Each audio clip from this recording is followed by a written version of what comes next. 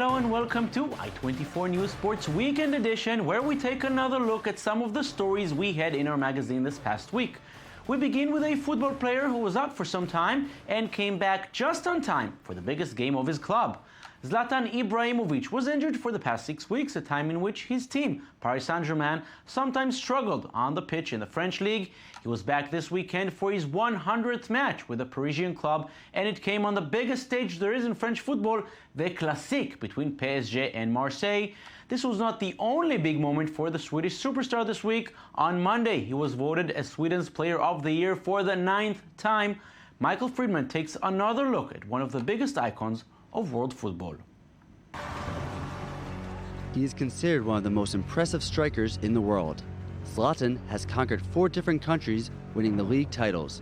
In the Netherlands with Ajax, Italy with Inter Milan and AC Milan, in Spain with Barcelona, and France with Paris Saint-Germain. He continues to show how he is the top of his class. He holds the record of number of goals for the Swedish national team, which is 50, that made him an icon in his country. There is even a stamp in his honor. With his imposing physique as well as martial arts, Zlatan is a complete athlete. He is a black belt in Taekwondo, and his flexibility allows him to score outstanding goals. Only one Zlatan. Yeah, can Zlatan. But his fame exceeds sport. In popular culture, the word Zlataner has been integrated into society and represents arrogance, which has often led to altercations on the pitch, which has even been the bread and butter for the press. Despite all these trophies and well-marked personality, Zlatan Ibrahimovic still has great dreams. The tremendous striker has won many championships, but is still missing his biggest aspiration, the Champions League. During the game against his former club Ajax at the Parc des Princes, Zlatan Ibrahimovic once again was honored after his heel injury. The star has again helped PSG in their hopes to continue their almost perfect record. PSG and Zlatan appear to be the perfect match, and this might be the year for him to lift the most prestigious European award. I'd like to be a part of this history, and I'm pretty sure we'll make history with this club, and I came here to win. Zlatan is a happy man and knows he has a little more to give in the great history book of football. The Formula One season will come to its end next weekend in Abu Dhabi, and unless something dramatic happens, Lewis Hamilton will be crowned as champion. Then it will be time for a long break, which will be used for a possible reorganization in the prestigious sport. The last few years have seen many problems in Formula One: repeated accidents, a drop in popularity, and corruption scandals, among others. Liz Barnbaum and David Mutlin look at the challenges ahead and the possible solutions. Formula One is currently struggling due to the lack of television viewers, the current financial crisis, repeated accidents, and corruption scandals. But despite the many ailments, Formula One continues to bring in new fans. And even in Jerusalem, the prestigious race featured many stars and delighted the young and old. This is, again, a dream come true. Jerusalem, the holy city, has huge potential.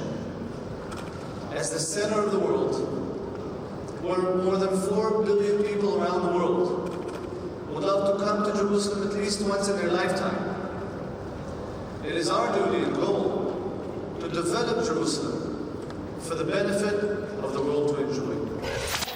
If the King of Auto continues to dream of many fans, the sport must continue to evolve. Several large prize schedules have stopped in recent seasons, including India and South Korea, due to insufficient funds. The competition is fierce, but must be rebuilt. To ensure its future, the #1 motorsport must give the public what they want.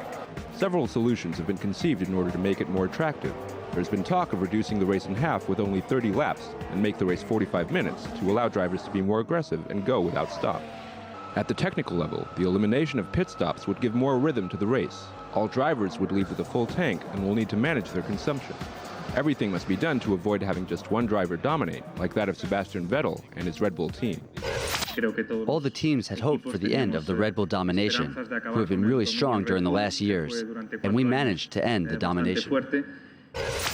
There's now a new allocation of points from last season. Bernie Ecclestone had the idea to double the number of points at the last Grand Prix of the season in Abu Dhabi.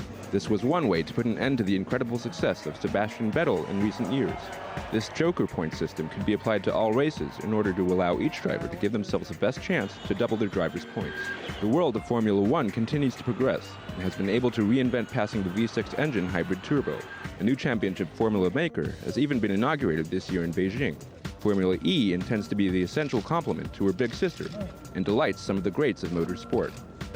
Apart from the competition, there must be a kind of laboratory for the sport, especially for completely new technology. The dramatic accident of driver Nick Heidfeld at the inaugural race in Beijing does not demoralize supporters of Formula E. For the winner of the race, Luca Di Grassi, electric is the future of the sport, both for its quality and its reliability. First of all, I'm very happy that Nick at Heidfeld is safe. It proves that the car is very safe. Everybody, any people complaining or saying that the electric cars are not safe or the battery this and that, it proves that the car is absolutely safe. For many years, Formula One has been driving the automotive industry and always at the forefront of technology. It has even revolutionized many of the car series and has not stopped us from dreaming, even if it may need to make new reforms. It was not a long time ago when European sports fans would look to the other side of the Atlantic and not really understand much about the popular sports in America. Those days are now over as American sports go global in the search of bigger audiences, and it's working. Wembley Stadium was sold out this past Sunday for the football match, American football that is, between the Cowboys and the Jaguars, the third NFL match played in the British capital this season. And it's not only American football. The last MLB season took off in Sydney, Australia, and now that it has ended, players are on the way for exhibition matches in Japan. Here's Michael Friedman with a story of American sports gaining more and more popularity overseas. There once was a time where American sports was just in the United States, but we can now see passionate supporters all around the world enjoying the same games as the red, white, and blue. American football has showed a huge following in Europe, and many wonder whether or not London will be the first European city to have an NFL team. About 84,000 Brits and otherwise packed Wembley Stadium this past Sunday, and it was not for a Premier League match. Sure, a football game was played, but not the same type of football the English are accustomed to. This past weekend featured the third regular season NFL game with one of the biggest American sports teams, the Dallas Cowboys, who brought all types of supporters. And with a different style of play, the stadium sure took a pounding. Everybody out there was wearing the big 7-stud spikes, and trying to get a grip. I'm not sure that field is used to having 300-pounders run around on it a whole bunch. Soccer guys are a little bit lighter than us. The game created a huge buzz with some of the biggest names in European football, such as Manchester City's Sergio Aguero, who came wearing a Dallas Cowboys uniform. And then there was Jose Mourinho on the sideline with NFL legend Emmitt Smith. Other European footballers also soaked in the atmosphere of the sport. Tottenham Hotspur's midfielder Christian Eriksen was also seen holding the spiral football. The idea of American football being played in future international leagues or competitions excites many American athletes too. Hopefully, if we expand our NFL brand enough that we can have an Olympic or a World Cup of football, American football that is, and we can get that accomplished. The NFL is not the only American sport to be admired abroad. The Major League Baseball All-Stars are now preparing for a 5-game series in Japan this month. While the World Series is over, the top baseball players will be showcasing their skills in a 5-game series against the Japanese national team. For me, it was kind of like a once-in-a-lifetime opportunity type thing. I don't know that I'll ever have the opportunity again to go over to Japan and play baseball and represent Major League Baseball. And it's no surprise American basketball has continued to grow around the world. The NBA continues to play games overseas, and the players are always enjoying showcasing their talents abroad. The preseason featured international games even in China. It feels great. Basketball is so big around here. I think a lot of people underestimate how big it really is. For us coming here, for the fans that follow the game well, just being out in public and having your name called is big for us. As each of these sports continue to become more global, who knows if one day we'll see American sports featured teams in Europe or around the world. Some of the biggest cities could have teams like the London Jaguars, the Paris Panthers, or even the Barcelona Broncos. So which international city will be the first to claim their team? And Michael is here with us. Hi, Mike. Hi. How do you know this is working? You see celebrities coming. We saw Kun Aguero. We saw Jose Mourinho. That's the place to be, American football in London. And now they're thinking of a team in London. A realistic prospect? Definitely the start for this, having celebrities and big-time football players like, Aguero there and Jose Mourinho there. It's exciting. With a bad boy look, with those glasses. Yeah, I'm for American football. So just by them being there, it's probably going to get more and more fans around England. Prior to 2005, there wasn't much besides for some games like preseason matches overseas. But now more and more every year, it was 1 per year, 2 it grew to, now there's 3. So it's something that can actually take off, and London's very serious about having their own team. They very likely could be the London Jaguars, based in America. They're going to be a derby with the Jacksonville Jaguars. Well, the Jacksonville Jaguars struggle because they don't have enough fans going. They don't win. So if you're not a winning team in America, you got to go. Franchise. Yeah, so they move franchises all the time. So, everyone wants LA to have a team, but London is way more exciting. Also, the fact that it's something new, it's fresh, it could create a lot more money for the teams. But question is, the Brits, they're rather conservative, and they have their own brand of football, different than the American football. How are they reacting to it? A lot of them want it. Just based on the numbers, every game there's 80,000, 84,000 continuously coming each year. So if you get this week by week schedule, I think they're gonna move forward to it. One of the challenges is obviously whether or not they'll be able to logistically do it. But just look at New York playing in LA. For distance games. is pretty much the same. Distance is the same. Just gotta go across the pond instead of some land. You got a little water, but I don't see any reason why they couldn't do it. It can happen. Now, it's not only American football, as we've seen. Baseball season, the MLB, started at the beginning of the season in Sydney, Australia. The players are now traveling to Japan. Japan is already a market they have. Baseball is very popular there.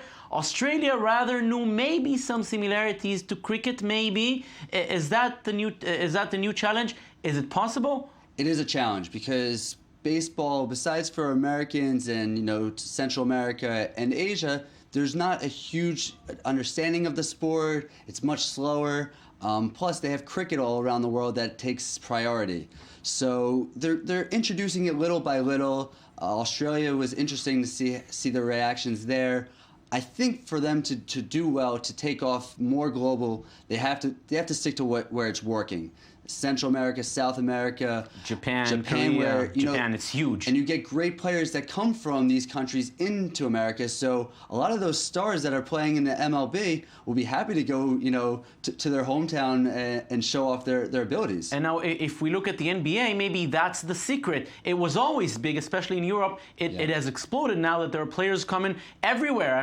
China with Yao Ming, even here in Israel, of course, France, Spain. The game is gaining popularity because they have their own homeboys in America playing and succeeding. Yeah, so if those baseball players are succeeding, and then they're showing their skills back in their home country, that's the first way to get it to grow. With the NBA, it's especially something that's created so much with television and all of these superstars. We got our own Omri Caspi from Israel, who's made his name there. So when he comes to play, it's big. It's now very we even exciting. have a coach. Having a coach, that's another reason for more Israelis to follow the NBA in Cleveland. It's important, So the NBA, it's a lot easier. You already have the love, desire. The love for basketball. The love for basketball is all over the world. Europe especially. It's not the challenge for them to continue and to gain more recognition.